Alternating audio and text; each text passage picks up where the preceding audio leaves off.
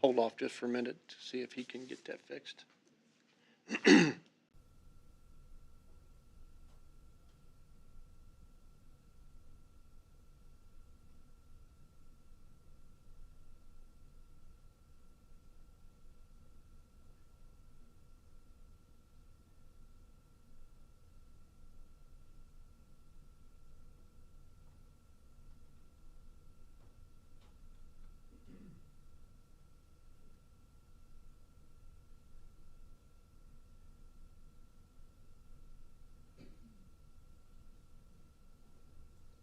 Good. Good. All right. Next is the financial report. The education fund balance as of July 31st was $3,118,000. I'm sorry, $3,118,148.04.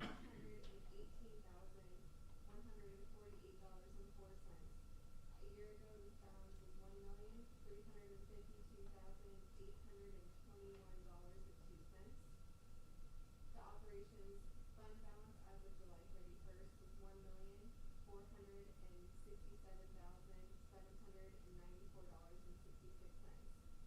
A year ago, this balance was $1,696,753.88. The investment interest earned year to date as of July 31st was $14,609.15. This is compared to $9,701.01 a year ago.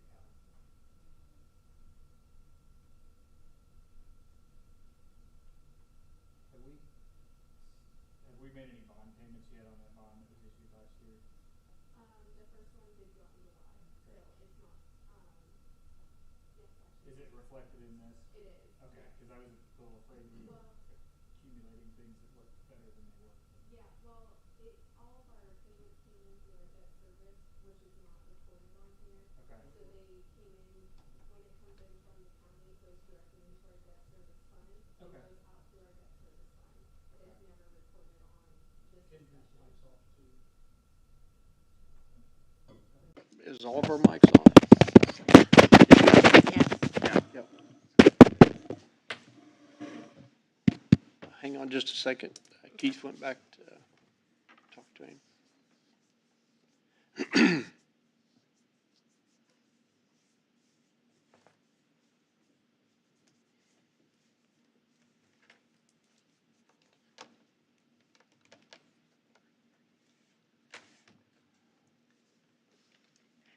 Sarah Duffy is telling us whether it's on or not.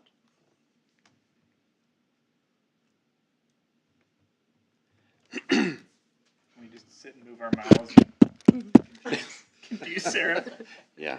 Be careful of that, Grant. I might put words in them. You can hear it now? Mm-hmm. Yeah, you won't, when you touch the mic, you won't hear that because that is feeding through the feed that's live streamed. So you're not going to hear when you tap on the mic like you normally would. Okay. Miss Duffy, can you hear us now? See if she She responds. said, ask Grant to say something. I can hear Rick only. Oh, can she hear me yet? Hello, Sarah. Wait a minute. Modern technology. I hear Grant now. Okay. Okay. All right. Okay.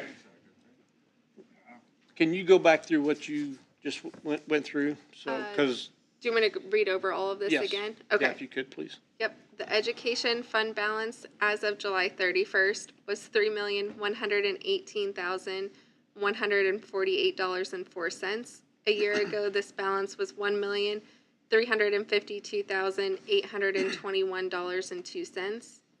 The operations fund balance as of July 31st was $1,467,794.66. A year ago, this balance was $1,696,753.88.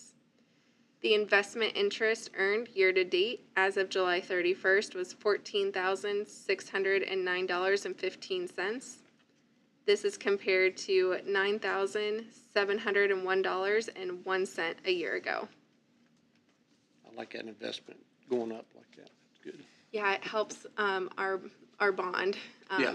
That interest that we received on it, where it's sitting, it is in an interest earning account. So we're getting good returns. Awesome. It's helping. Cafeteria report. The cafeteria fund balance as of July 31st was $528,636.66. This is compared to $272,685.22 a year ago. The latchkey fund balance as of July 31st is $4,657.90. This is compared to $2,021.56 a year ago. Okay, going back before the cafeteria report, is there any discussion on the corporation financial reports? Okay. Celebrations. Wait a minute. Oh. Kendra, I know you don't know now, but, can you next time bring us a Wildcat latchkey? How many's using it at Yeah. each building, please? Yep. Yes. Next board meeting we'll have numbers of enrollment since school will be Okay. started and going. So yep, I will get that Okay, for you. thank you. Celebrations. Nothing formal. We did recognize this morning our Educator of the Year, which was Mrs. Jackie Barraclough, and our support staff of the year was Mr. Rick Linville. So I think both of them were very pleased this morning to receive their award. So as you'll notice up on the board, their bio and their picture will stay up there for the year, and we'll start recognizing new nominees for the month, and we'll repeat the process for next year. So congratulations to both of them. Okay, statements from the public. In order to address the board, individuals must sign in prior to the start of the meeting. Individuals that have signed in will be given 3 minutes to speak. A maximum of 5 individuals may address the board regarding the same topic, issue, or concern. Individuals are asked to avoid repetition and shall not be permitted to use names or individuals of employees and students. We have one person that signed up tonight, Mr. Bob O'Brien. Yes. Mr. O'Brien, for people to hear that are listening, you don't need to touch the mic. It'll pick up your voice. Yes. I'm here about soccer. This is my 50th year working for soccer in the county. And we have between 200 and 300 kids each year that play. And we use the school facilities for this. And the soccer field where the high school kids play, that's the main field. And then right behind them there's a practice field. And we use that for our 11 and 14-year-olds when they play on Saturdays. And then they practice throughout the week. So we use all of those fields, and I have about 10 fields I set up that are small-sided fields so the kids can use those. And through multimedia, all these people that are playing, they were concerned that they heard a rumor that they might put solar panels on the soccer fields. And I thought, that would be hard to run around, but I didn't know what to think about it, so I just thought I'd ask you, see what you thought. All right. That's it. Okay. Okay. I do have a question for you. You said you had 10 fields on the side. Yeah, small-sided fields. Pardon me? How are those arranged? Well, they're over there, you know where the path is that goes to the concession stand. Well, that's my best bet, yeah. Okay, well, on the right-hand side, when you're facing the schools, we get 2 fields in there, and that would be like 50 by 100 feet. And then on the other side, I get the other fields in there, and we have, our biggest group this year is 4 to 6-year-old kids, so we have to have a lot of small fields for them. And that's usually 40 by 60. But like these, we only have 4 teams right now in that age group, but there's 14 kids on the team, so you could imagine 28 little kids running around. So we're going to divide those even out further. And then they're all small-sided fields. None of them are really big. They're not regulation fields like the high school are. and it's just in that lot over there where the baseball field is. And there's the girls softball, and then there's that other field that's used for junior varsity or whatever. It's right in that area. When's the last week of the youth season? Usually, approximately. We start the 27th, and then we're off for Labor Day, and then we go for 6 more Saturdays. Okay. Is it safe to say that you use almost all of the available space for the kids for soccer? Yeah, pretty much all of it. And this year, we have a lot more younger kids, so it's going to be a lot more fields. They're just smaller. So you use next to the soccer fields, that area too? Well, where it comes from the tennis courts back towards the maintenance building, Mhm. it's kind of slanty, so we can only get like one little practice field in there. But then when the older kids play, they like to run, so we use those, the varsity field and the junior varsity field there. Bob, I'm sorry, do you set up on Saturday mornings, or do you have some of them set up on Friday nights? We set up, the goals are going to be there for the whole season, and then Okay. people come around and on Friday nights and make sure everything's there and ready. Okay. with the committee. Do you use the middle school football field on Saturday morning to take them this way? You know, where they practice football? Oh, where they practice, we don't Do you- go quite down that far. You don't go that far? They have white lines there, and I use that to make my field square off. Because I figured Gary Combs made it square, so then I use that and come off and make all my field square that way. If you would make smaller fields, and I'm just asking, Mhm. if you would make smaller fields, could you get two smaller fields, like on the football, and then clear over to the subdivision? Could you get 2 fields in there? Yeah, I measured that today, and we moved from the subdivision out south 100 feet, and we would have an area like 100 feet by 400 feet that we could do things with. Now, there's some manholes out there and places that you can't put things, but yeah, we use that. And do you use the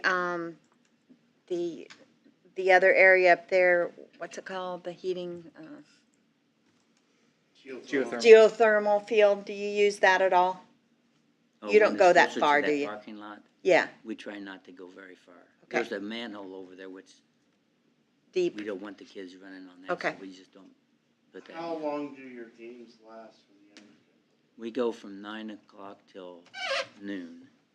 And the younger kids, they play, they're probably done in 35, 40 minutes. And then there's a break, and then there's the medium kids, and then there's the older kids.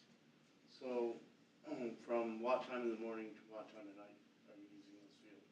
I guess my question is, would it be able to extend out the day for some of the kids? Yeah, we try not to because it's so hot. When you get in the afternoon and they're out there running, that's hard on their little bodies. So we try to get as much in as we can before noon. And sometimes it does go to 12:30 or 1. But we start it at 9. And the younger kids play from 9 to 9:50. And then from there we go to the medium kids, the 7 and 8-year-olds and the 9 and 10-year-olds.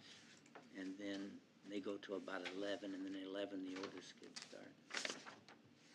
On the field south of the varsity field, on Saturday morning, are you running it as the full field, or is it flipped? We usually run a full field. Okay, 'cause at one point out there were 2 fields on it, like flipped. Yeah, Going across sometimes we it. split it and go sideways if there's not enough kids. Like if there are only 8 on 8, Okay. we would make it half the field. Okay. And they still like to run it 66 by 120. So What age groups on those fields? Normally? 11, 'Cause I know. 14. Okay, I knew the littler kids were up. Yeah. Where my kids are, and the smaller Yeah. ones up there. Okay. And last year we ran them, there were a whole lot of 11 to 14 years old, 14 and 15 on a team. So they played full field. And it's fun. The only problem is that if some of the coaches are coaching their kids at 4 years old and then at 14 years old, so we can't run them all at the same time because of coaching having to Mhm. move Okay. All right, thank you. around. All right, thanks.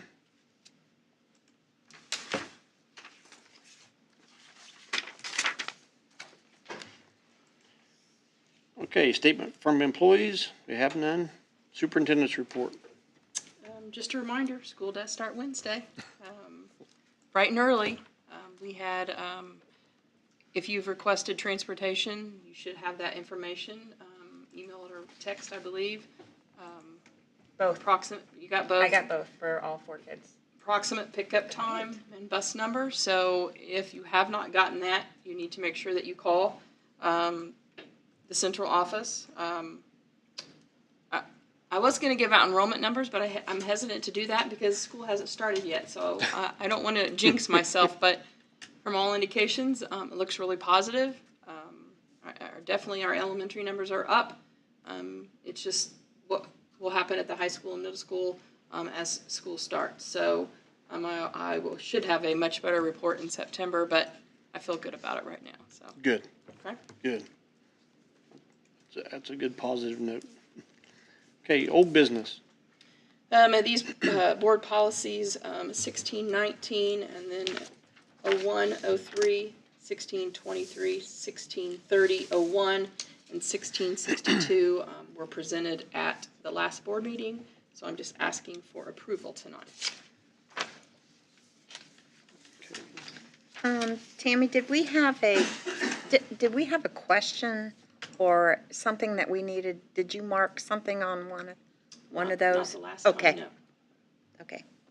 Okay, any discussion? Need a motion to approve them? So moved. Ms. Foster, second. Mr. Bromback, all in favor, raise your hand. 7-0. Okay, new business. I need approval for the Teacher Appreciation Grant Distribution Policy. This is a policy that has to be board approved every year. The policy is the same as it has been for the last, I think, 3 years, and there were no changes. So I need approval so I can send this policy to the Department of Education. Any discussion? Need a motion? Ms. Wesolowski, need a second. Mr. Bryant, all in favor, raise your hand. 7-0. Okay, solar. Yes, Sunfunded is here again this evening. I believe from our last board meeting, Mr.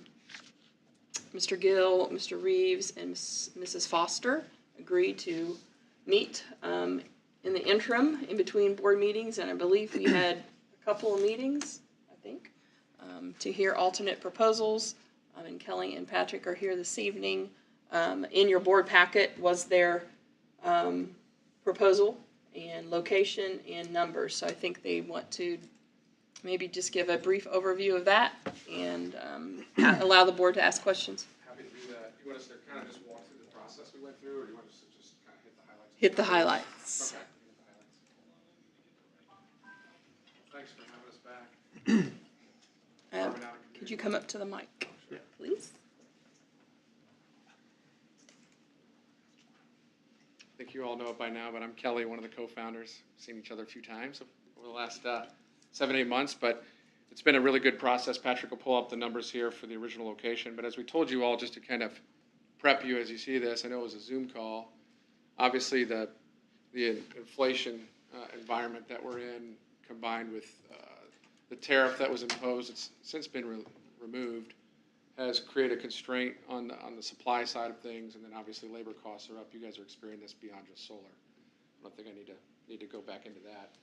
But we wanted to see and explore if there was another option for placement. We actually looked at many options and exhausted all of them. But as you can see here, we wanted to show you really quickly what the updated pricing would be for the original proposed location per the environment that we live in today. So year one savings would be a negative $2,500. I'm just gonna kind of round up or round down. You're looking, obviously at a negative % savings in year one. Your savings long-term could still be a couple million dollars, $2.1 million, and then your 30-year savings would be over $4 million. One of the things that we pointed out to the committee, beyond just the numbers and the loss in year one, was there's a real risk inherent with this site location as well. So since we first engaged with you all till now, Duke has implemented a new timeline, a new deadline, where these have to be built by December 31st of 2022 and placed in service. So as we've kind of stated to the committee, and maybe to you all on the last Zoom call, I can't recall, you can remind me if we've gone here or not. We don't know if that's going to be enforceable by law. Different utilities are communicating different things per the sunsetting deadline that we're up against with net metering. However, Duke has communicated that in writing and has required these systems to be operational by December of this year. So Now, just to make it clear, so people that's listening, when we got approved, it was approved to do it within, what, a year? yeah, and it's still the agreement, per your interconnection agreement with Duke, it is Right. still 12 months. Right. Then Duke come out with, this has to be done by December 31st. To take advantage of the net metering incentive, this has to be done by December of 2022 and Yeah. placed in service. Okay, I So just that's want, not just us purchasing and building, that's purchasing, permitting, building, utility coming Online. out for a safety inspection, all of that coordinated from now till the end of December. yeah, it's like pulling the rug out from under you. It's gonna make us the best that we can be. Yeah. Why would our present day estimates change if we have a service agreement that says what we would? So you gotta delineate, that's a good question, Sharon. I mean, we kinda went over some of this with the group a little bit, and I think they took it offline. So you gotta delineate between like how a construction contract would be versus kind of what the SAS is. So when you sign the SAS, whether there's an English castle buried underground, or whether there's a new box that needs to be built, or whether there's deadlines imposed or inflation, I mean, up until the point where we start to deploy capital and start building, that's our dime and cost and risk. So we have the ability to, by contract, if a deal were to be costed out, walk away from the deal if we can't finance it and make it make sense.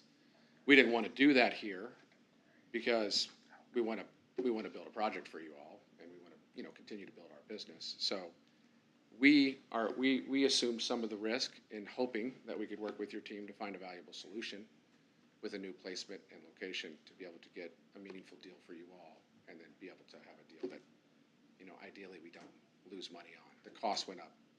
You're talking about a $500,000 swing that we couldn't account for from when we originally engaged you guys to where we're at now. So there's just no way that we could afford that and swing that. Same goes for a public school in Michigan that's part of this portfolio. It's the same situation. So we're looking. So I understand that, Okay. but I don't understand why our savings would change. Like, I understand how your costs increase and why it would be We're just more showing you how advantageous for you guys to pull out of it, but why would that impact what our savings? So let me make sure I understand. Are So you we have a changing new, the we have a new, size? we have a new, so in the board brief, I don't know if you had a chance to read it or not, but in the board brief, it actually shows you all of the costs that have gone up in the solar space, as well as kind of what we've dealt with specifically for you all. So if we were to go forward with this deal, there's the risk of cutting down the trees and everything else to reach the timeline, plus there's the cost increase that we have to account for. So you can go this direction if you wanted to, based on this proposal, but we have more or less arrived at the conclusion that it's not a valuable option, and we've proposed a new location after working with the committee, which we can show you the numbers on those as well. But I think to answer the question, we had to raise, in order for this to make sense for us, we had to raise the service price in order to accommodate the added construction cost. But how do you raise the service price if we signed an agreement for a service? So, and that's part of what, in our agreement, we have if we run across an economic situation that no longer makes sense for us, we can either, terminate the agreement, or we can go back and try to renegotiate, a new price. So these numbers reflect a renegotiated service We agreement. have not renegotiated it, that's what's being put in front of And I did verify that with, I think Brian Clifford, the attorney, that we were working with from the very beginning, and he did confirm. Okay. Yes.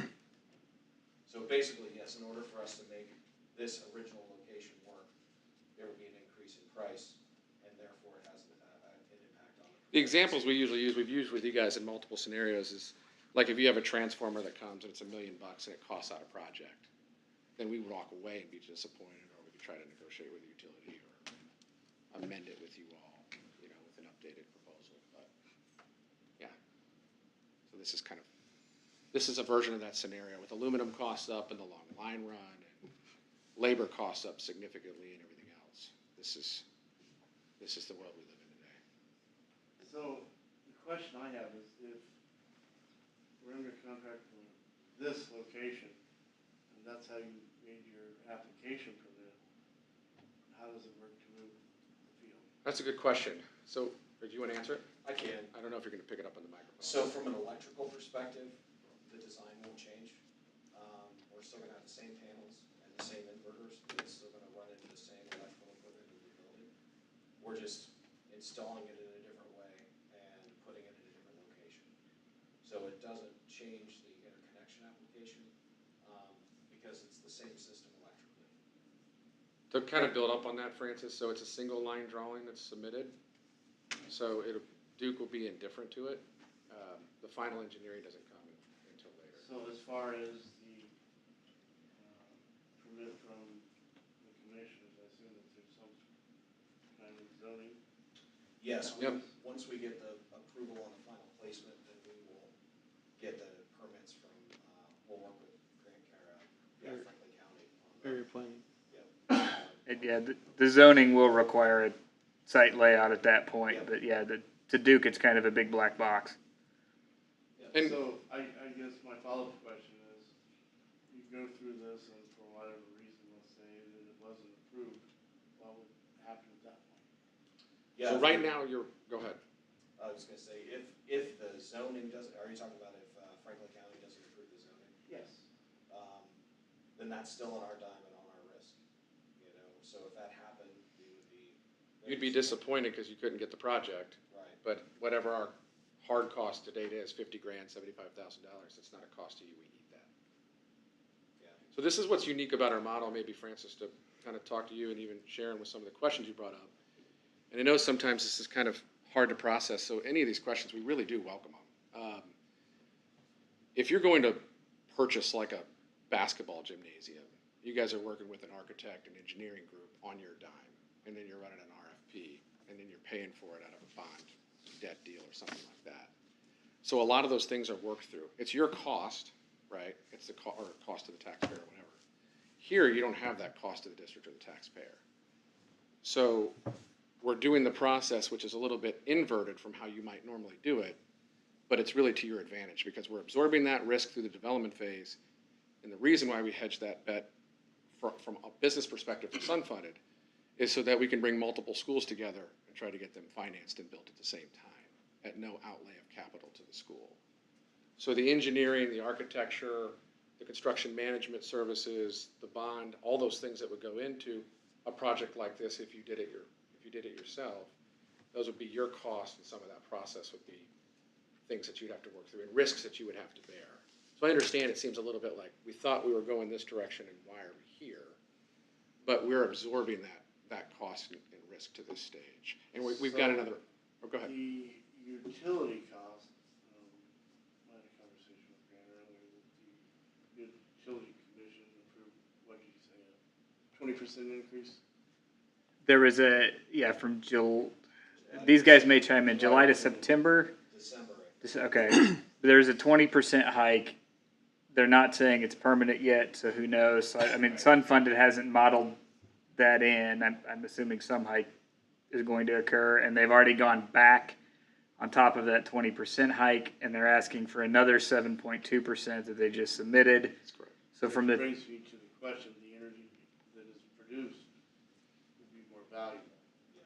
Correct. You actually are making by going solar right now, you're making a good decision at a good time. So like when we show you the updated placement and the numbers, we're not factoring in those So increases. our credits that we would received would be greater or the same? Okay, greater, and just to be clear, we put a cost plus inflation number as the estimate for how you get like compounding savings. And based on what Duke is proposing, plus what Duke's already doing, it would be higher than, what we do, 4.5%, it'd be higher than 4.5%. So we've estimated your cost plus inflation at 4.5%. So pretty conservative given today's day and age, what's all going on.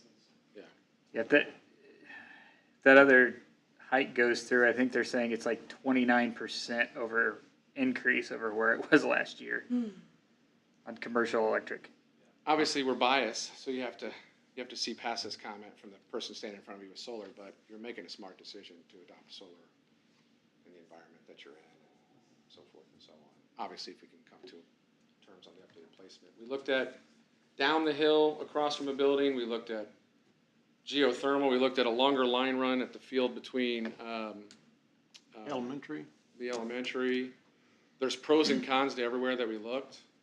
We did look heavily at the soccer field, but you know, one of the things that we identified with the soccer field, and this will obviously be for Tammy and the athletic department and others to work through. I know they're already starting to talk about it, but is just kind of, you know, how do you utilize some of that other land for the kids? I coach kids that age, so I can appreciate what you're saying. But the soccer field right now, in terms of a close line run, it's not intrusive to any neighbors.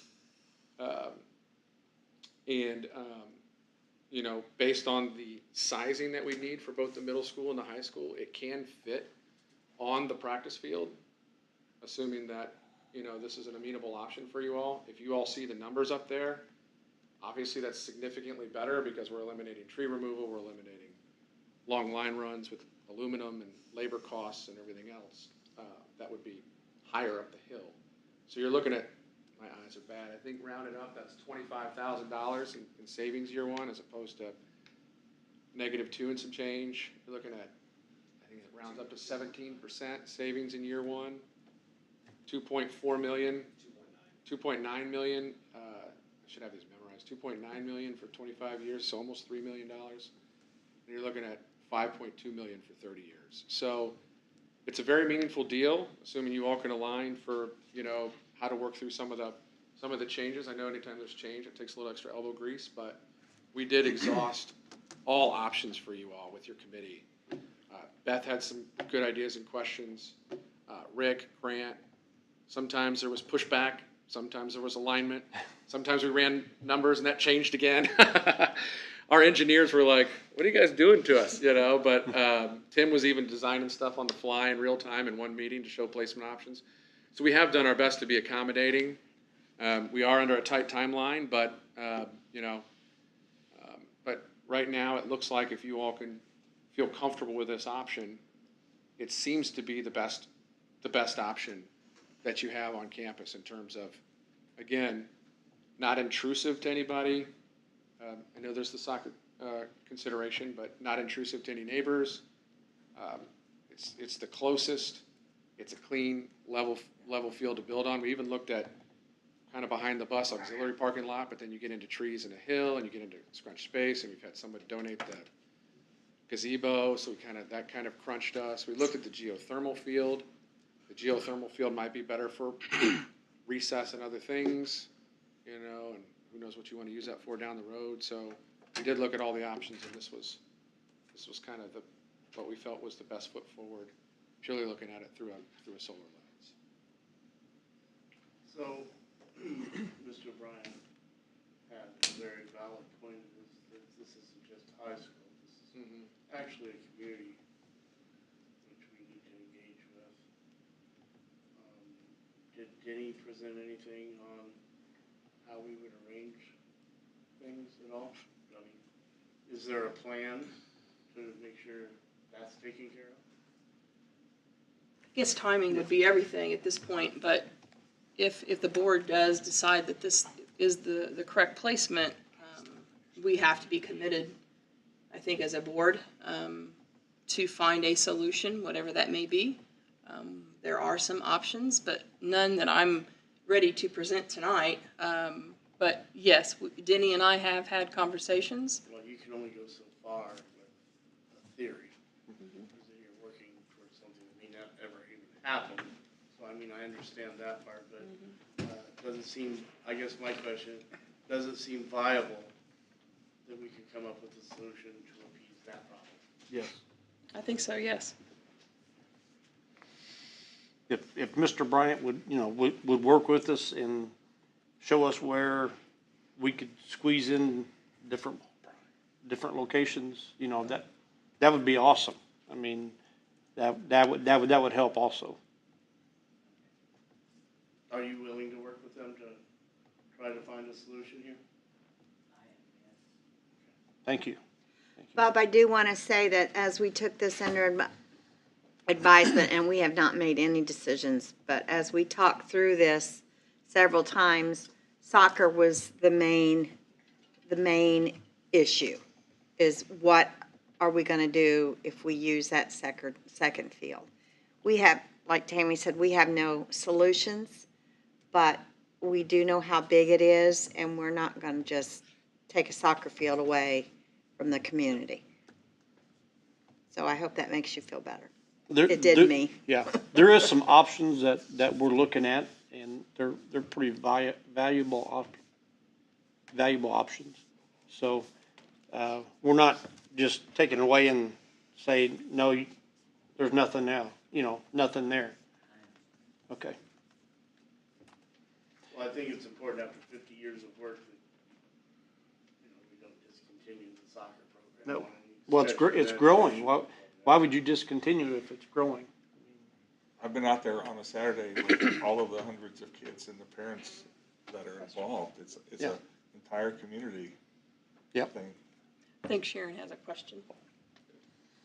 Do you increase the service rates on this option here? In the new service agreement? What are the rates at? I believe we did increase it slightly, so. Is it a half a penny? I think half a penny. On the service rates on this in order to accommodate with the bill. We've looked at we looked at so many options for you guys. From like literally 20 models. Yeah. And there's a variety of reasons for that. This particular system doesn't yield as much energy as the trackers. So those tracker systems will generate roughly 1,500 kilowatt hours per kilowatt, every year. This one will only generate 1,300. I thought we was going with the tractor, the ones that. This one's ballasted. This will end up being ballasted, if you recall. So we're looking at doing ballasted on the geothermal field.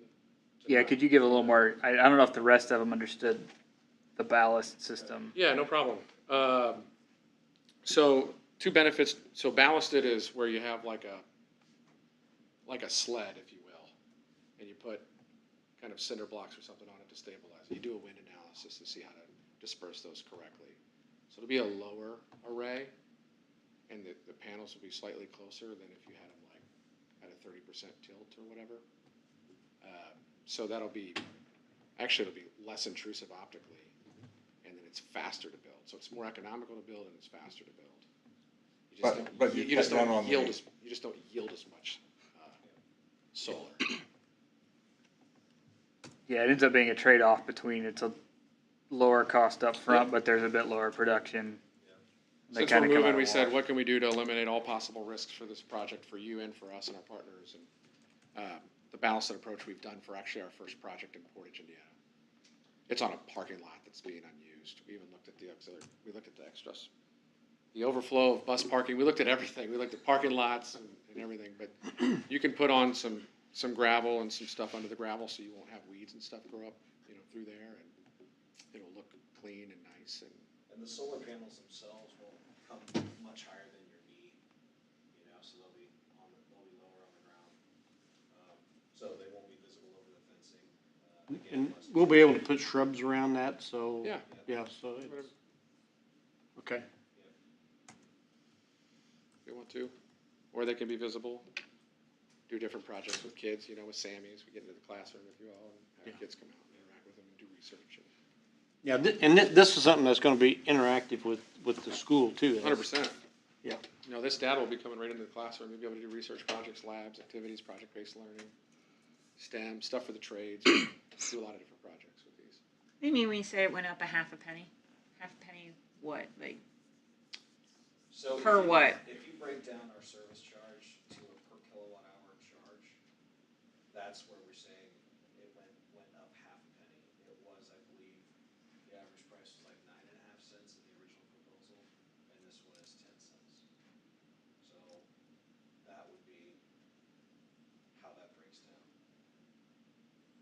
I'd like to get a side by side of the original agreement with the new rates, if that's okay. Can we do that? You want it now? Do you have it now? You want to, Like Don't. the I can very, put very something original, together. the very, No, very. no, not the very, very original, the one we signed. So what, Because I have numbers on my computer, I've been playing with the numbers, and I'm trying to just reach back to where we're at, and I don't know if I have the latest up here. I know it's also been sent e-signature with the amended placement in the event this were to get approved from a speed and efficiency perspective, so I can pull it up in my email, Patrick, or Tammy. I've got this stuff, I've just gotta find it, you know. what's the source of that half a penny? Is that increased cost to you or increased profit So- margin for inflation or what? When we look at the value of the project, it's like, you know, we put it through a pretty complicated financing model, that we have to look at how much it's gonna cost to build, and then how much it yields. So that's the, you know, how much production does it come off of it? So it's a lower production, you know, solution than the single axis trackers. But it costs less. But in order to make the economics work for us, we needed to kind of raise the base price by half a penny in order to make that work, if that makes sense. So there's several legs to the stool to pull all of that together. Do you have a concern, or what does that matter, Sharon, from your perspective? And I'm not saying that even with this half penny that it doesn't make sense. It still seems to make sense to move with solar. I just want to make sure as a board we understand what the costs are going to be. If we're moving it from Smith Road down to the old soccer field because there's significant cost savings that make you guys not want to walk away, then we can have that discussion. But then if it's changing the cost to us on the service contract, I just want to understand what that cost is. Because what we're being asked tonight is not just whether or not we want to move this solar field, it's whether or not we want to move the solar field and incur that additional cost. What was the original, you want to show the quick breakdown, Patrick, before we even get into the contract? You want to see what the original basis of the bargain was for them? So we just showed what the cost was when with the updated costs. I know this isn't exactly what I don't think it's exactly what Sharon's asking, but what would the numbers have been if we didn't move it, and based on our original estimates? Just for context, it's just a data point. It's not gonna get Sharon all the way there. So, hold on here. You guys are working me, I love it. Let's see, here's so originally, we were looking at roughly $18,000 in savings, projected savings for the high school and middle school, 12%. 2.7 million and 5.1 were the long-term savings. So before you get into the technicality, Sharon, these are the numbers from the original. This is what you signed off on the original estimates. Kelly, could both of you speak up just a little bit more? I can hear the board members very well, and I can hear clear over there, but both of your voices are dropping, especially Oh, as the sure. conversation goes on. No problem. Thanks. Have to.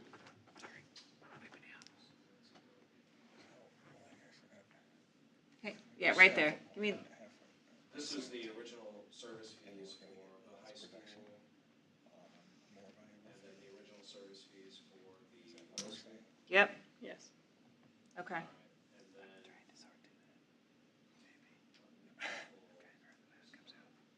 Do you want to share that with Sharon? Do you want him to share that with you, Sharon? Nope, I've got it. And then here are the updated service fees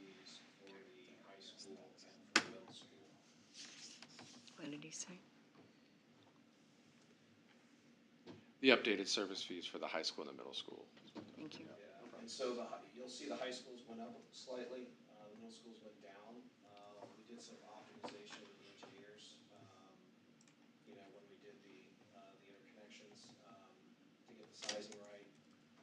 And then this is the, the pricing through with the, ballasted on the soccer field option, at the 10 cents. Patrick, you might need to speak up just a little extra louder. Sorry. I'm usually pretty loud. Apparently not tonight. So.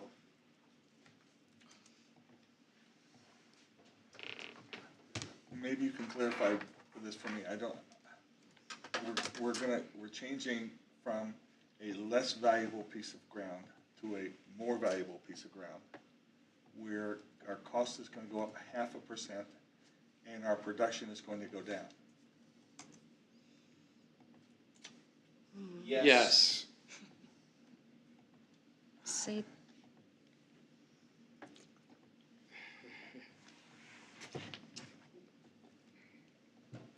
But I also think. We'd have to go into the models and tax equity. There'd be so much stuff we'd have to unpack to really go through all the different levers. With what they're doing is, they're trying to make it economical to put the field in, period. Because at the existing location on Smith Road, it would not be economically feasible. Am I correct on that? Yes. So even though the half penny goes up, if you're comparing the estimates side by side, your deal is still more valuable to you. Even though we're getting electric. Than the original placements, even with the cost increase. We're decreasing the cost by going closer, but even with the challenges in the market, by moving it closer and by upping the penny, we can do it for a lesser yield and still do it. How does it affect property value, out of curiosity? Anyone have any idea on that? I know property is going, even really cheap property is going for $8,000 to $10,000 an acre. So I mean, and that's no frontage, no tillable, just scrub up and down the forest. all right. $8,000 to $10,000 an acre. So See that all work. the back end of It's an this, increase, but it's not much. what gets removed, is the stone included in the removal if the field's removed? Yes. So it goes back to We'd have to replace it to its original state. dirt and it would be sodded back, so the property would end up back at the same condition it was before. What do you want me That to is say? in the contract. Okay. That's after how many years? You guys, I think Sharon's 25. done all kinds of this stuff over here, and I think she can tell us a little bit more of what we need to know. I don't know what she did, but she's got all You kinds of. I know, I saw her. It's been amazing. Yeah. So it looks like the cost at the high school over 25 years was gonna be just under $2.2 million. The new cost for the high school is maybe about $2.5 million. And that's based on 12 months of these costs on the original contract versus what you have now. But like you said, there's a cost savings. You've reduced the service contract at the elementary school. You mean the middle school? The middle school, yes, the middle school. So that was gonna cost 1.8 over 25 years, and now it's gonna cost 1.5 over 25 years. So the difference in what I was trying to get back to is how much more are we going to pay as a school corporation based on these estimates? So it looks like we will pay about $56,000 more compared to our original contract that we've signed. But the $56,000 is over 25 years, so it's $2,200 a year. It's also, though, this is at the 4.5%. So Right. if we assume that there's more, it makes a lot more sense, so. Those are good points. That's actually Yep. pretty impressive. Can we use that at some of our other? Hey, she was pretty good over here. On a retainer. Don't stroke her ego, we have enough problems. That's actually a really helpful way to summarize it. Everyone's looking at me, I don't have anything else. That's what I got. I think you're gonna get a job proposal now. I have too many jobs. On your timeline in the December 31st, what happens if that sticks with Duke? and you don't hit it, what happens? That's a risk, that's a big risk right now. It's a big No, I risk, mean, we're assuming. we're gonna be, as we get, the construction and financing in play, we are gonna be working with you to Yeah. ensure that, you know, that does not happen. We're gonna do everything in our power to ensure that. Right. And we have, you know, stringent contracts that will be in place with construction partners to hit that as well. But we're gonna do everything we can to make sure that is, mitigated. We had in your conference room, we had a 4 PM conference call with, we've narrowed it down to 2, but it's the one we're leaning towards. And they feel confident they can hit the deadline. We have been back and forth via email with Duke, asking for a couple of things. We've just been trying to get this development process in order and the updated and or amended agreement with you all, and told Duke that we would like to have a conversation. So we have actually exchanged some recent emails with Duke, prepping for the conversation. So, again, we'll do everything in our power to be good collaborative, partners where we can be with it. But the interconnection agreement that was signed between the parties in June gave us a year, Yeah. you know? And you all own the power. That's an agreement between Franklin County and the utility, so Yeah. there You is know, a commitment from them to you all. As much as you're saying, you're gonna do everything you can to get it done and everything, I honestly think it's gonna come down to product, whether you have your wiring, your Yeah. solar panel. What's Duke gonna say about that? Well, Duke, what do you Well, I mean, what do you say? what's gonna happen at that point if we're not If it's finished? out of your control. Right. It's, yeah. Correct. okay, so not being able to get the, Would be whatever a- we need, yeah. Be a big issue. for Well, us. and again, the December 31st audit timeline is arbitrary. We are aligning everything we can by contract and, everything else to hit that date. Our contracts with capital and construction partners. Right. But, at the same time, we're gonna make sure that if for some reason there is some slippage or there's product that doesn't show up or Duke can't get out and schedule something at the right time, that, the school's not gonna be at risk for that. Well, I mean, do you have a sense if they'll give assurance on if something is definite that they would agree to waive that deadline if you have things locked in zoning approval, or? I think that's the direction we're gonna take, is. We want to get everything locked up and buttoned up on the development side that we can. Well, we still have the contract that says 1 year. Correct. Right. We have the contract that says 1 year. And, Yep. And we want to get all of our i's dotted and t's crossed for when we engage Duke. So permitting, zoning, engineering, procurement, construction contracts, sign. Has the IURC given anything on that December 31st, any guidance on that yet, or are they just, assuming they haven't weighed in yet? And Duke is not gonna wanna fight that either, they're doing their best to just try and cap it off so people don't have these things out there forever. So it's not out there in perpetuity is the way we. Yeah. If we're pursuing the diligent construction of the project, We'd be sorely disappointed, as would you, if we're going to miss it by 15 days and they wanted to make it but I think that would be. So what happens if we miss it by 1 day or 15 days? What happens? That's a good question. Well, sorry, I'm gonna speak up. I know you guys said if it's no longer advantageous for you, you will walk away. If it comes down to it to where, we do miss this deadline, and would this be something that we could have written in a contract, an addendum or something, that if it is missed, that, would the school be liable for the cost at that point, or would you guys take on the cost of the construction thus far? What does that look like for a school's risk? Yeah, it's kind of hard to play out every risk in every scenario. Especially in this setting, I think it'd be difficult to do that. I think we'd be doing you all a disservice if we played out every scenario. But the way we would like to look at it is Franklin County would be motivated to work through that issue with us and with Duke. And if a complaint was needed, ultimately it would be the customer that has to file the complaint, with the IURC. So it'd be something that we would obviously support you on, we provide technical expertise on.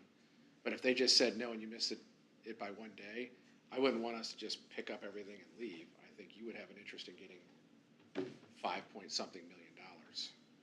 And we would have an interest in servicing you for 25 years. So it's something that if we all believe we've communicated and been good stewards and and this is a project that's right near completion. What if we miss it by a day because Duke isn't available for 2 weeks and delays coming out to turn it on? I'm not dodging your question. I think it's a really good question. I just don't want to play out all the what-if scenarios because No, I understand. It's just this is a very definite what if. There's, there are a lot of what ifs, but this is one that is right here on the table Yep. in front of us. Yep. So that's. But up until that point, Sunfunded is shelling out all the costs for this. Hmm. I mean, Yeah. so we're committed and in it with you. Did Mr.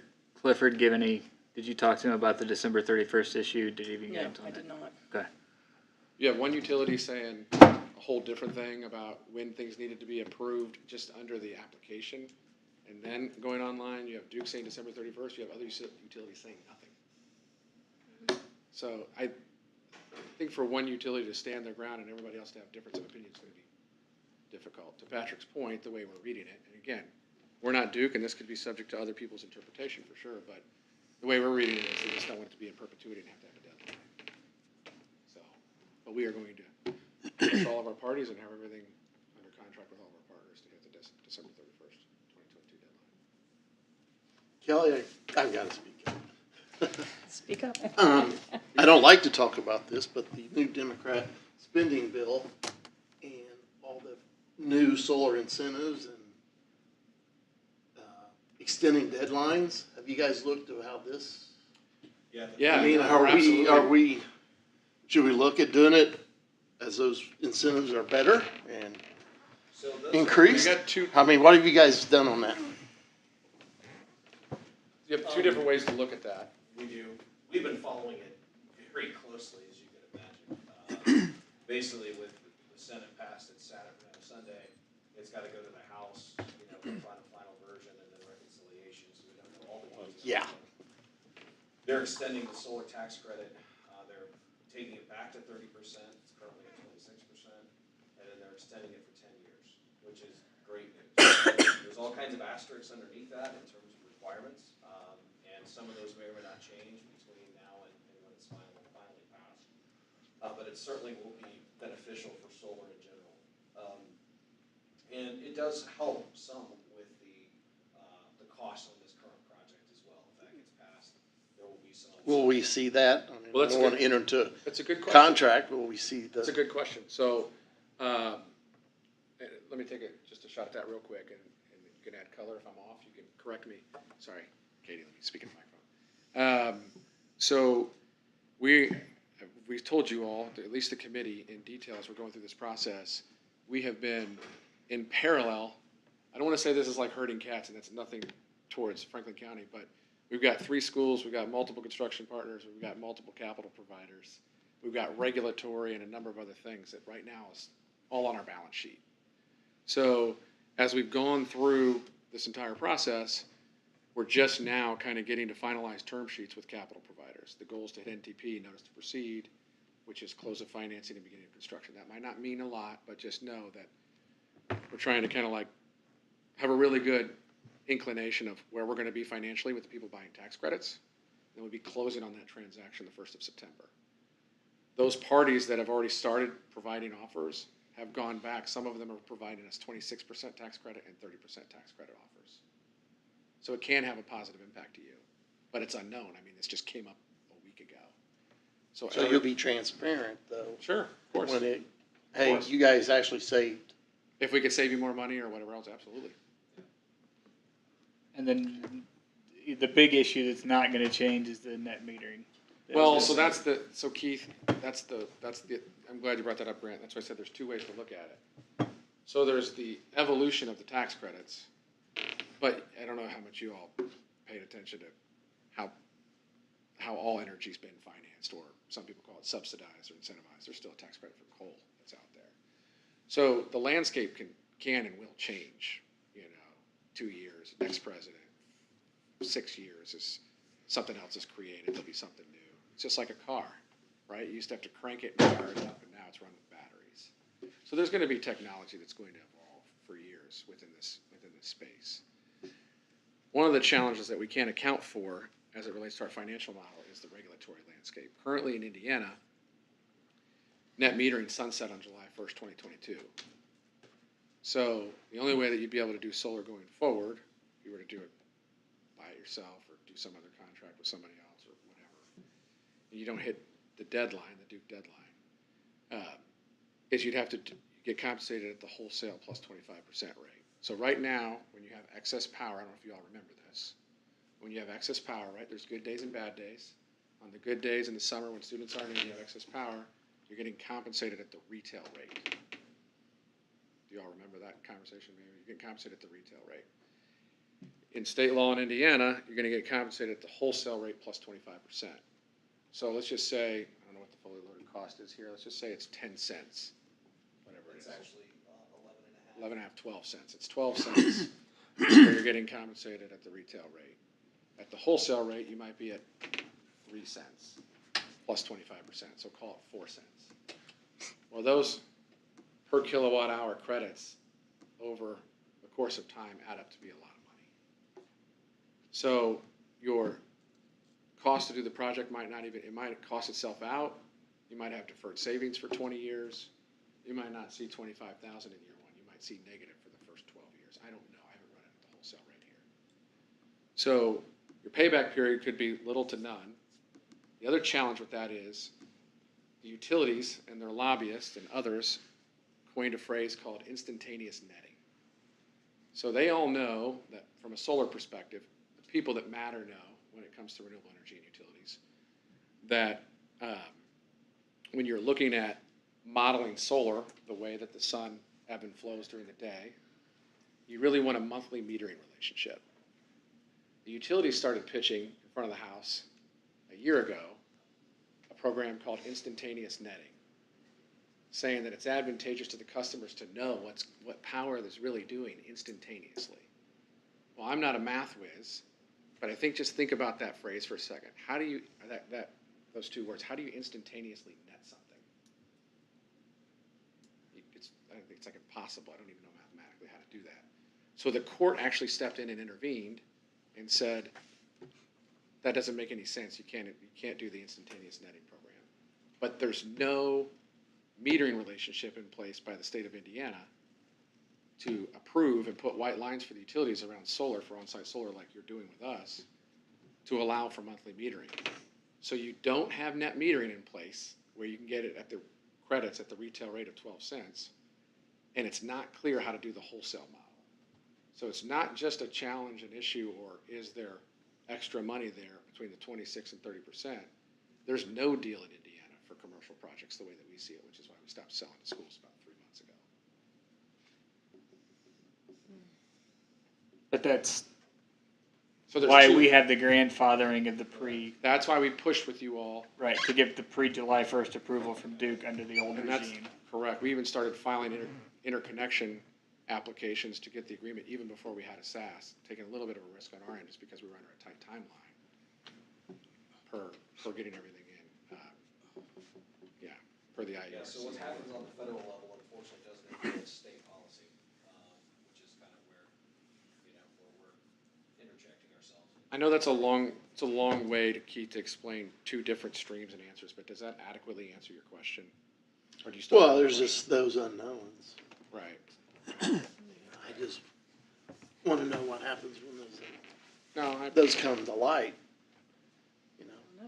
It's like, I need to buy me a new table saw, but I know Father's Day's coming up, so what do I do? Holding out, are Wait you? off Father's Day when they're on sale. Unfortunately, that's funny. Unfortunately, it's just energy space is just complicated when you're dealing with financing, you're dealing with regulatory. It's just complicated. I mean, it's always hard to tell people too, but to shoot it to you straight, even as we're doing, and Sharon's modeling and everything which really was fantastic, but it's hard to compare apples to apples because you can compare it to the old model or you can compare the 26% to the 30%, but you also have to think, what if you do nothing? Right? You're not just comparing the change from the top of the hill to the bottom of the hill, which we knew the second we brought it up, we're like, I don't want to have to call Tammy and go back in front of the board and present this. I'm not excited to present those changes to you all and have to talk about the soccer field and all the other things. It's not something we wanted to do or look forward to doing. But, the difference between 18,000 or 25,000 and nothing is real. You know, the difference of 5.2 million based on the value of the tax credits and everything today is better than no million. You know, so that's also something I encourage you all to think on and discern as you But process all these variables. to build on what Keith was saying, you know, we could go through with this and approve it tonight. And if everything works great. Yep. But if we've made a mistake, we can't go back. Or if we put it off and we find we've made a mistake, there'll be other chances. There'll be no chances for net metering. Unless it Okay, no chances for that metering, but there'll be other chances to go solar, especially the way the government is moving with all of their different programs. The only thing I have to say to that is, if we don't approve it and we end up losing out off of, was it $30,000 a year in operation fund, then that could affect operation greatly. And I don't know that we would get that, don't get me wrong, but, I mean, That's right, we we don't kinda know. have to roll the dice and figure out what direction we want them to turn up. And then to Keith's point, table saws are really complicated, so. That's Keith. Yeah.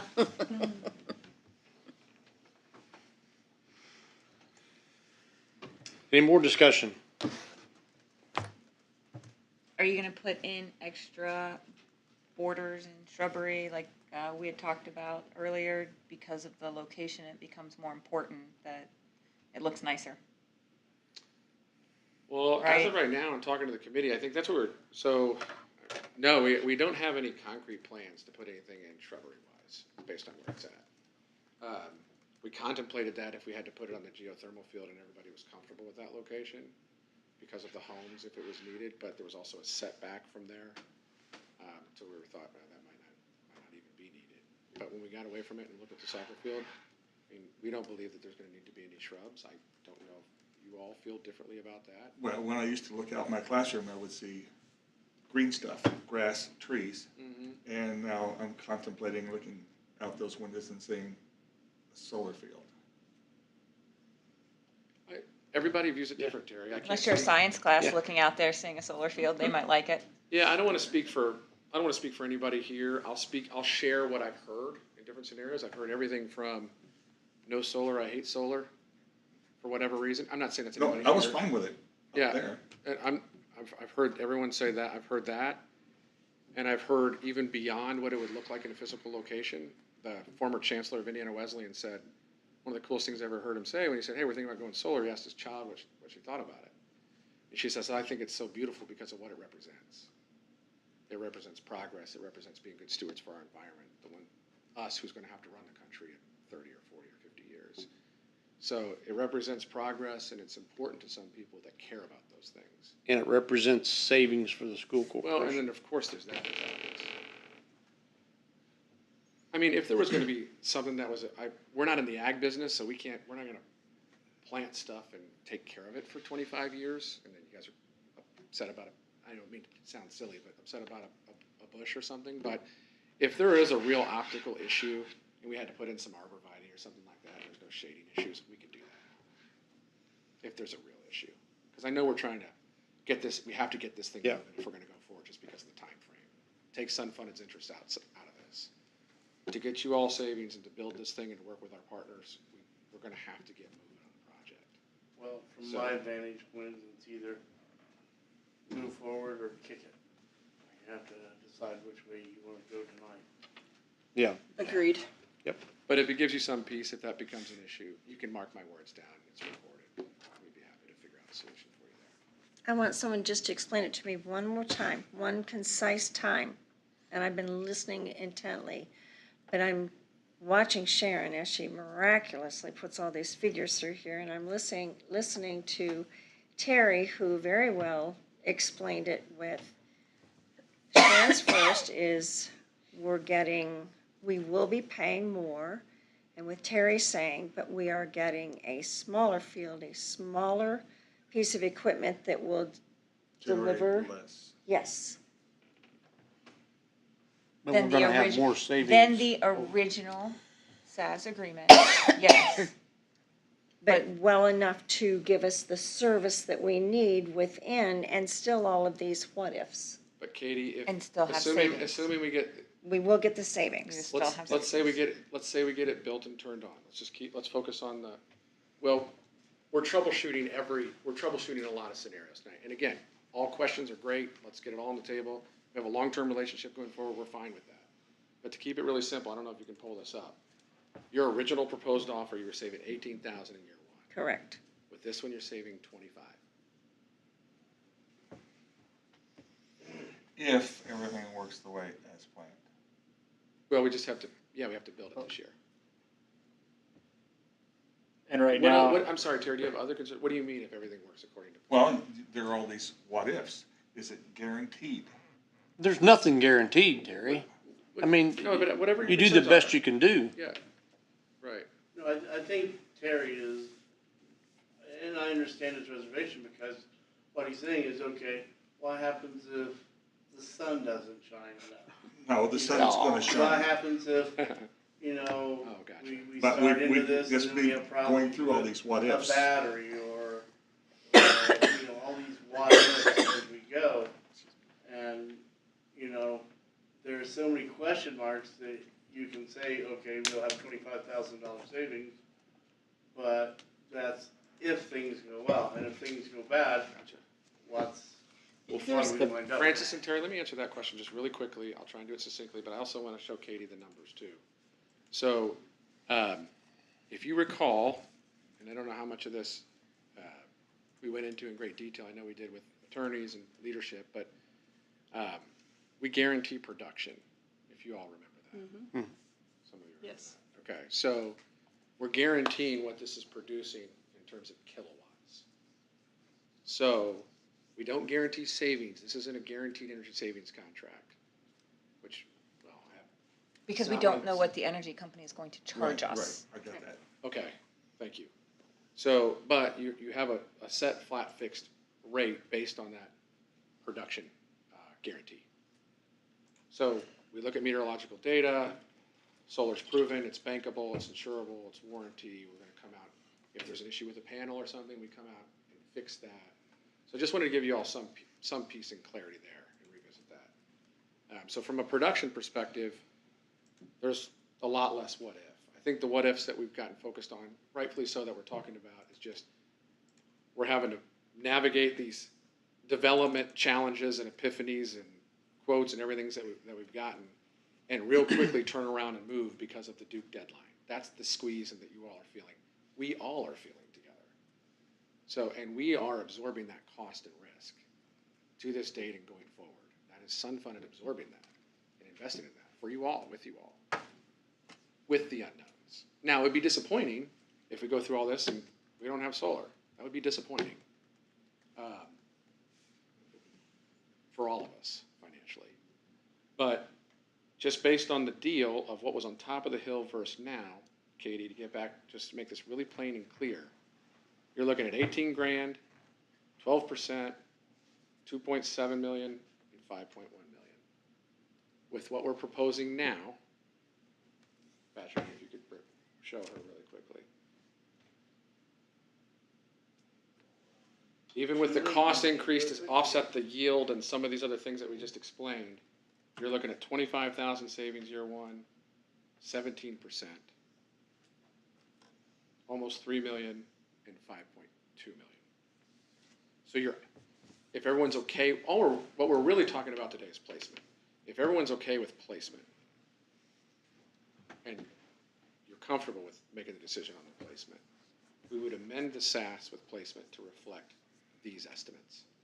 So you would go from 18,000 to 25,000 estimate, not including the Duke temporary and possibly permanent rate increases. So if they are permanent and long lasting, that savings would actually be estimated to be higher. We just haven't changed it and factored that in.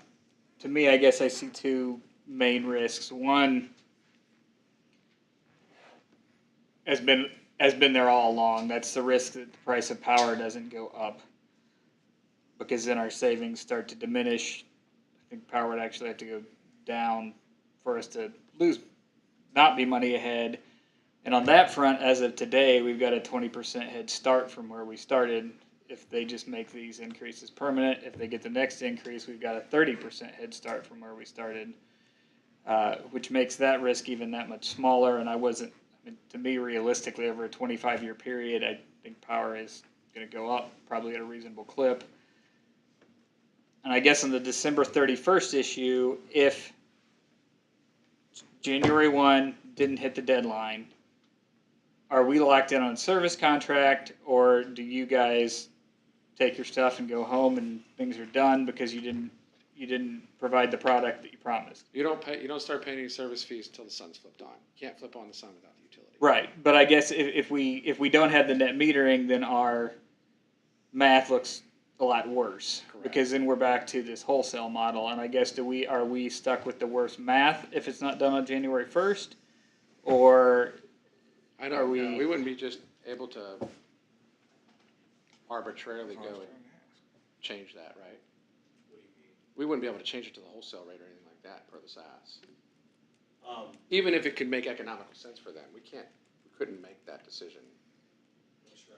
He's Well, asking, I'm saying if Duke says, too bad, it's January 1st, you don't get net metering anymore. But we still have that. We still have that. We still have the contract. agreement, but we may have to go to court to fight it if Duke really digs in and says it. that's what I'm proposing. So say we lose at court, we're at the back end of it, and then we've got an agreement where If you we can't guys, flip on the sun, we can't charge a service fee. you can still, the sun's still producing power, it's just gonna be a whole lot cheaper. Won't be interconnected anything. Okay. Well, So my you're major really on the concern hook would then? be the Yeah, that's what I'm soccer saying. field. So if this isn't done on January 1st and Duke comes back and says it's a no-go and we lose in court, it's your dime for I'd everything have up to to look that into it, point. but I believe so.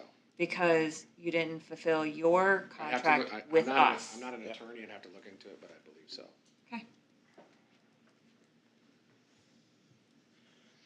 All the variables with the crystal ball don't really bother me, except for the soccer fields. Making sure that we have room for those. And he's willing to work with us, make sure that it fits in, and I'm okay with it, really. Is there any more discussion? Oh, and a few shrubs and I'll be happy. I'll get you a yeah. shrub. Yeah. You know, one thing too, it depends on how fast I'm just gonna plant the seed. I promise that was not intended, but, if you wanted it for optics immediately, this would not be a valuable solution, but you could also, do like a tree planting exercise or something like that with students as a green initiative, tying it into the green, so just something. Arbor Day. There you go, something to think about. Go out to my farm and dig up some sap. Okay. Wait a moving- minute, Rick. Tammy, there was one thing that I think you were trying to say. Is that relevant now? I mean, before we were all discussing, you don't. Don't remember. Well, oh yeah, I was just talking about the unknowns. Keith and I just lived through a $5 million project. How many unknowns happened? Okay, so Yeah. it wasn't perfect by any means. So there's absolutely no way that you can have the crystal ball and decide You based just on have to the work what through ifs, them. Yeah. because some of the things that have happened in a building project never dreamt that it would ever happen, but it did. We worked through them, but it was tough Still at working times. through. We're still there. We're working through. So 2 years later. I'm just concerned about the product. The wiring and the things that we need to. I mean, everybody is having trouble getting anything that they do. What he's saying is that really is his risk, not ours. Yeah, I understand that, but That's part of the Well, no, it's construction. fair, Beth. I mean, per our conversation today, I can only relay what was told to me. We pushed them and asked all the questions that we go into finalize agreements. Everything you could ask us, and then some, because we know the space, we've asked that and pushed that on to the engineering procurement construction partner. And they see green lights to get to the deadline. Supplies, labor included. So, but, you know, things can come up, for sure, 100%. But I want to clarify one point that was an aside based on something Francis said earlier, just so it doesn't get confused. If you go forward tonight and this goes to zoning, that's not the commissioners, it's the zoning board, and they're not my client. I represent the county. Tammy Davis represents the zoning board. Grant, I'm showing up at your house if it doesn't go through. You can go yell at Tammy, not me, if this doesn't, that's not my client. Okay, I was gonna say, to that point, we've done quite a bit of work with the ordinance as it stands. We have one issue we need to work out with the county on that, but we anticipate that being fairly straightforward to accomplish. So as of now, we don't see any real risk to getting the zoning that we need. And you've been in communication with him, right? Set that meeting up. Yes, I mean, we have more to do, but, yeah. any more discussion? Okay, I need a motion. Move to approve the most recent SAS as presented. Yes. Need a second. Ms. Wessolowski. All in favor, raise your hand. 6-1. All opposed, raise your hand. Yep. Motion carried. Thank you. Thank you for your time. Look forward to the project. And, Bob, if you'll work with us, Yeah, I was ready to vote for it too. He was ready to vote for it too. Denny has also, I've had conversation with Denny as well, and we talked about soccer, so he's already looking at it as well. And Bob, please contact me too. My kids are normally out there playing. She's got a bum ankle and probably not playing this year, and we appreciate all that you do. Yeah, I talked to Denny today again, so. And the last thing, Bob, is I'm blind, so I'd make a great referee if you need one. He made me referee once last year, which did not end well.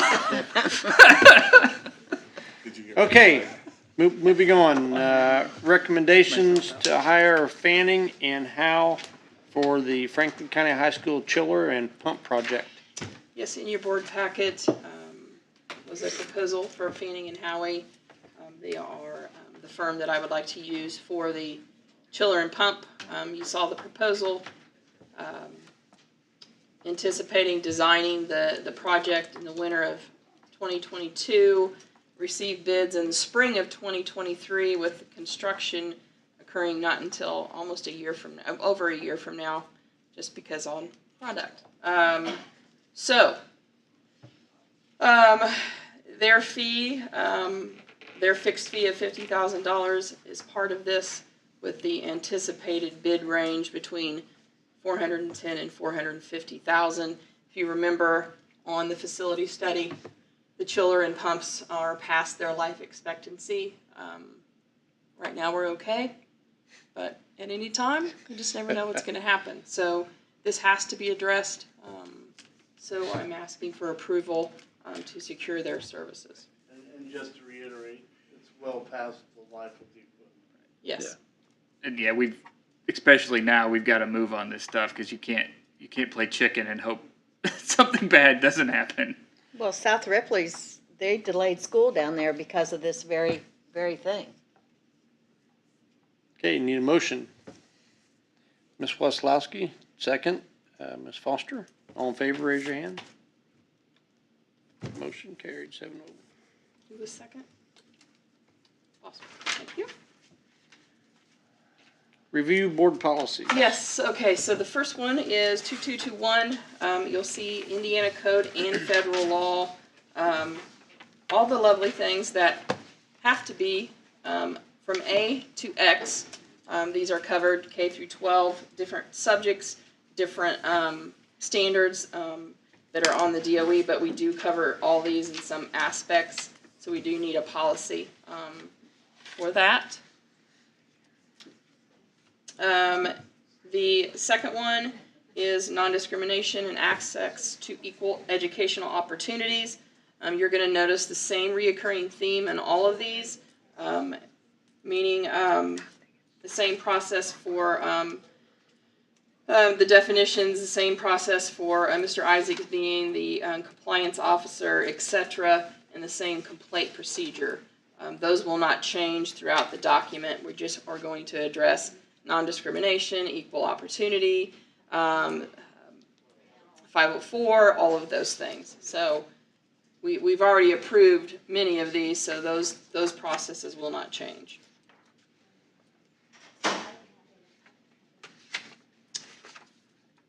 The next one was what I was talking about, the discrimination based on disability and or Section 504.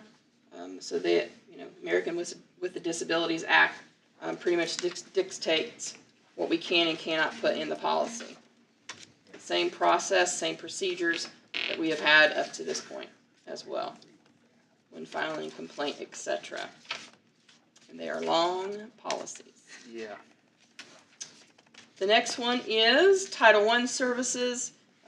Laurel Elementary is a title building. Everything that's in this is dictated by code.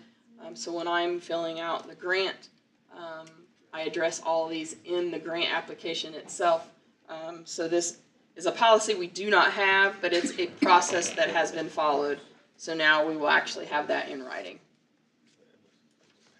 Same with the parent and family participation.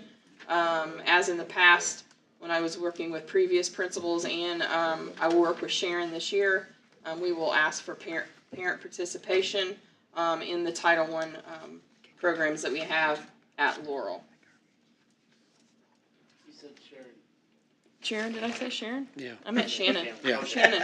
Just clarifying. I didn't think this. I thought Sharon was I gonna go out there. And the next one is the parents' right to know. This is something I do now. We just do not have a policy. So I do send out a parents' right to know letter every single year to the parents at Laurel. If we don't meet some of these qualifiers in that, and it is in the letter, and they can contact me for additional information. That will go out here in the next couple weeks. The Latchkey program, as you know, we don't really have a policy on that, but it's pretty vague. It just talks about that we do have it right now Monday through Friday until 6 p.m. And if that changes, obviously we will change the policy. The next one is the non-discrimination on the basis of sex and education programs or activities. So you're looking at sexual orientation or gender identity, in particular Title IX would be addressed in this particular policy. Same process that we followed throughout. So. Not asking for board approval on any of these tonight. If you would like to look through them for the next board meeting, or let me know you have any questions between now and then, I'd be glad to answer any of those questions for you. The short story for most of this tonight looks like it's pretty much boilerplate based on Yes, federal law that correct. These are pretty we straightforward. have to follow or we have a problem. Right. Okay. Any more discussion? Moving on. Permission to advertise notice for project hearing. Okay, this is as a late add-on to your agenda. Kendra and I and Mr. Isaacs participated in a call with Stiefel about 1 o'clock this afternoon. So last week when all this was going on, I don't know if you remember Matt, he was here and he presented a couple times with Chad. He reached out and said, do you realize the assessed value has gone up considerably in Franklin County? So our assessed value last year was $772 million. That has gone up 17.55%. We are at now $908 million. Obviously, that's going to collect a lot more tax revenue. Yes. So that allows us as a corporation to take on an additional project of about $2 million without raising the tax rate because of the assessed value being so high. I think this is an opportunity we don't want to pass up. I envision chiller in the pumps being part of that, and potentially roofing in 3 of our buildings. We do have some that need replaced and some that need repaired. We do have a roofing study as part of the facility study, and one that Dr. Howell did before she left. So we know where our concerns are, and when it rains, we know where those concerns are. So, there's only so many times that we're going to be able to patch those roofs. So we do have, I'm going to guess, $1 million in roofing projects that we could do today. So that extra bond per se, GO bond, has to be issued before the end of this fiscal year, or the end of the calendar year 2022. So if we move forward this, it will be a fast track. So what I'm asking tonight, all I'm asking is to publish a project of hearing. I've asked Stiefel to come back to our September board meeting to present the numbers and lay that out for you. But we have to advertise that 10 days before the September board meeting. So I'm asking for permission to do that. You're not approving any kind of project or anything of that nature. Tonight, all you're giving me is permission to put that in the paper to meet that 10-day deadline. Any discussion? Need a motion? Ms. Waslowski and Ms. Holman. All in favor, raise your hand.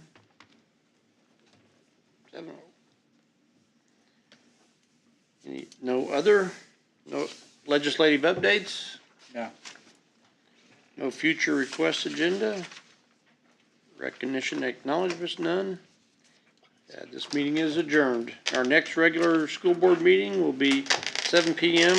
on Monday, September the 12th, here at the Frank County